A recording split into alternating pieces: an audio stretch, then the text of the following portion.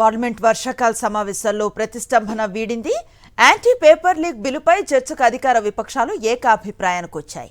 ఇవాళ లోక్సభలో ఈ బిల్లుపై చర్చించి ఓటింగ్ నిర్వహించనున్నారు. ప్రశ్నాపత్రాల లీకేజీలు, పరీక్షల్లో అక్రమాలను కట్టడి చేసేందుకు పబ్లిక్ ఎగ్జామినేషన్ సవరణ బిల్లు 2026ను తీసుకొచ్చింది మోదీ సర్కార్.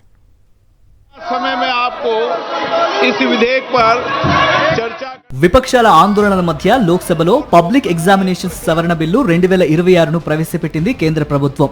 కేంద్ర మంత్రి జితేందర్ సింగ్ దీనిని సభలో ప్రవేశపెట్టారు. పేపర్ లీక్స్ కు పాల్పడే వారిని కఠినంగా శిక్షించేలా 2024 నాటి ప్రవేశ పరీక్షల అక్రమ పద్ధతుల నివారణ చట్టానికి కీలక సవరణలు ప్రతిపాదించింది మోదీ సర్కార్. వ్యవస్థీకరణ నేరాలకు 10 కోట్ల రూపాయల జరిమానా, 10 ఏళ్ల జైలు శిక్షతో పాటు ఫాస్ట్ ట్రాక్ కోర్టుల్లో రోజువారీ విచారణతో 2 నెలల్లో తీర్పు వచ్చేలా సవరణలు తీసుకొచ్చింది. యాంటీ పేపర్ లీక్ బిల్లుపై చర్చకు కేంద్రం సిద్ధం కాగా విపక్షాలు మాత్రం ఆందోళన కొనసాగించాయి. విద్యార్థులపై పోలీసుల లాఠీ చార్జును నిరసిస్తూ ప్రతిపక్ష సభ్యులు నినాదాలు చేయడంతో ఉభయ సభల్లో తీవ్ర గందరగోళం ఏర్పడింది. వాయిదాల పర్వం నడిచింది.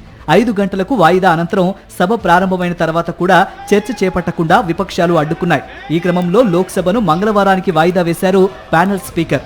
కాంగ్రెస్ కావాలనే యాంటీ పేపర్ లీక్ బిల్లుపై చర్చను అడ్డుకుంటోందని కేంద్ర మంత్రి రిజిజు ఆగ్రహం వ్యక్తం చేశారు.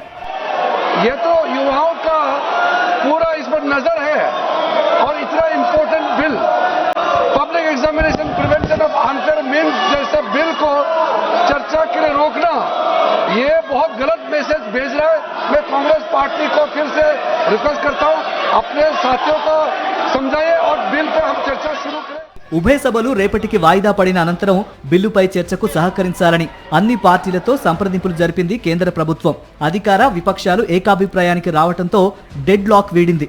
మంగళవారం యాంటీ పేపర్ లీక్ బిల్లుపై లోక్సభ చర్చించనుంది. చర్చ అనంతరం ఓటింగ్ నిర్వహిస్తారు. పబ్లిక్ ఎగ్జామినేషన్స్ సవరణ బిల్లు 2026పై చర్చకు లోక్సభలో 6 గంటల సమయం కేటాయించారు స్పీకర్ ఓం బిర్లా.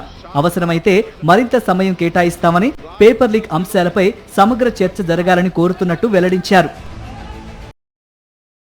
మరిన్ని అప్డేట్స్ కోసం ఛానల్ ను సబ్స్క్రైబ్ చేయండి. నోటిఫికేషన్స్ కోసం బెల్ ఐకాన్ పై క్లిక్ చేయండి.